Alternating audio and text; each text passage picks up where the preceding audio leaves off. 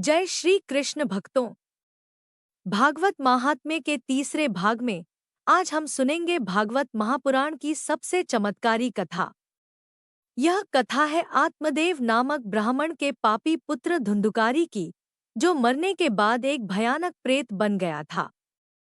लेकिन भागवत कथा के केवल 7 दिनों ने उसे नरक के दुखों से बचाकर सीधे वैकुंठ पहुंचा दिया। आइए सुनते हैं यह रोंगटे खड़े कर देने वाला प्रसंग।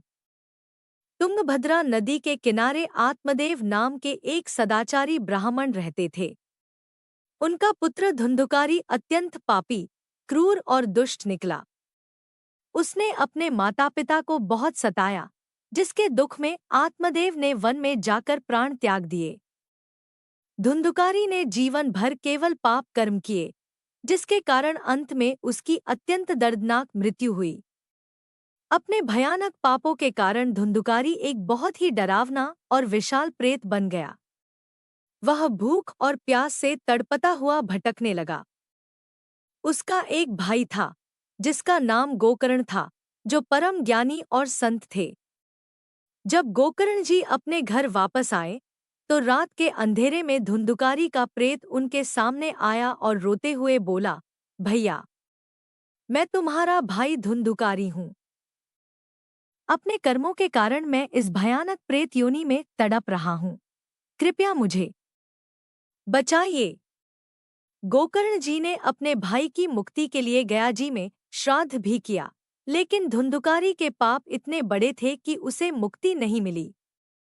तब सूर्य देव की आज्ञा से गोकर्ण जी ने धुंधुकारी के लिए श्रीमद्भागवत सप्ताह कथा का आयोजन किया। कथा सुनने के लिए वह प्रेत हवा के रूप में वहां आया। सीधे बैठ न पाने के कारण वह पंडाल में रखे एक 7 गांठों वाले बांस के भीतर जाकर बैठ गया। जैसे जैसे गोकर्ण जी रोज एक एक दिन की कथा सुनाते, भगवान की महिमा से उस बांस की एक एक गांठ जोर की आवाज के साथ फटती जाती। 7वें दिन जैसे ही कथा समाप्त हुई, बांस की 7 गांठें टूट गईं और धुंधुकारी प्रेत के शरीर से मुक्त हो गया। धुंधुकारी साक्षात दिव्य रूप धारण करके भगवान विष्णु के पार्षदों के साथ विमान में बैठकर वैकुंठ धाम चला गया। इस कथा से सिद्ध होता है कि जो पापी से पापी मनुष्य भी भागवत की शरण में आता है, उसका उद्धार निश्चित है। आशा है आपको यह कथा पसंद आई होगी।